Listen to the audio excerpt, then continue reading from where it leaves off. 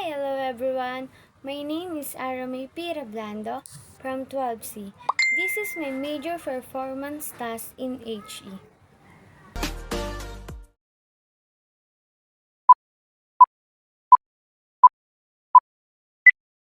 Hello guys! So yun, welcome sa aming munting bahay na makalat. So yan, kakatapos lang kasi namin maglabat, mga 2 p.m. yan.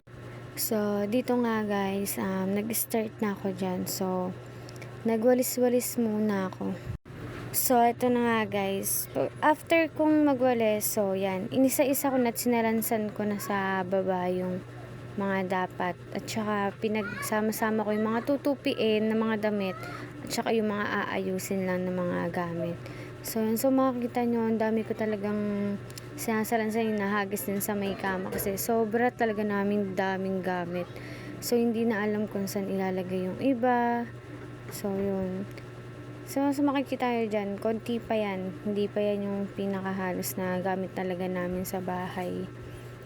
So yun, nice ko lang yan dyan.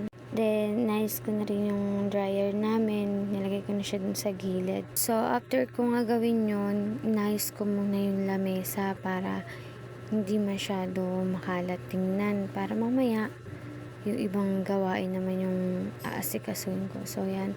Inayos ko lang. Tapos, pinagtabi-tabi ko lang yung mga dapat. Tapos, tinapon ko na rin yung mga dapat na itapon na hindi na dapat naka-display din sa may lamesa. So yun, nice ko lang. Tapos yung mga may hugasan pa kasi dyan, so tinanggal ko na rin dyan. Ayan, tapos pinunasan ko na para maging malinis at maging kaaya-aya tingnan na yung aming maduming lamesa. So hindi nga talaga siya nasikaso guys kasi nga busy ganoon. So nagkaroon ngayon ng time para maayos. So, yun nga. After ko dun sa may lamesa, sinunod ko na tong mga 2 p.m. So, kung papansin nyo guys, bakit ang daming 2 p.m? Kasi kami yung tipong talaga na kapag hindi pa kami naglalaba, hindi namin siya tinatanggal sa hanger. Kapag maglalaba lang kami, tsaka lang namin siya tinatanggal. Kasi sobrang dami talaga naming gamit. Hindi na namin alam kung saan ilalagay. So, syempre, di ba, meron nang nagagamit. So, ngayon, meron na kaming pwesto. Pwesto na kung saan meron na kaming paglalagyan ng mga damit na yan. So, kung may nakikita kayong bata, di huwag nyo napansinin ha, kasi nakikisali. Ito nga at ginabi na nga ako sa pagtutupi. At ngayon ko lang ito may sasalansan sa aming Durabox. Yan, nilagay ko lang yung mga damit namin, damit ng anak ko. So, hindi na nakita dyan yung paglagay ng mga damit ni la mama tsaka nila lola. Kasi, binilisan ko na lang din yan kasi anong oras na rin yan. Pagtapos ko naman sa mga damit namin, yan, sinunod ko na yung kama. So, yan, tinanggal ko muna lahat. Kakapalit lang naman yung sapin namin. So, inayos ko na ulit kasi makikita nyo, naglalagas yung sa may kama. Kaya winalisan ko lang yan. Then, pagtapos nun, binalik ko din. Hindi ko muna tinapos yung pagwawala sa labas kasi nga, may dumi pa yung ibang gilid. Kaya, yan lang na pinakita ko. So, yun, naglagay na rin ako ng mga sapin niya. Yan. Kasi favorite ko la Kitty. Talagang Kitty tayo. For the pink, diba? So, yun, tas sinunod ko na rin dyan yung pag-ayos ng mga unan. So, kung mapapansin nyo, nilapag ko lang iba sa baba. Kasi, inayos ko pa siya. Yan. So, hindi ko na pinakita yung iba, guys. So, ayan na siya. Yung pinakalas na lang na inayos ko.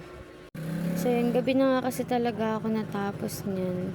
So, sobrang dilim na. So, yan, nagwalis na ako. Diyan ko na tinapos yung pagwawalis ko. Guys.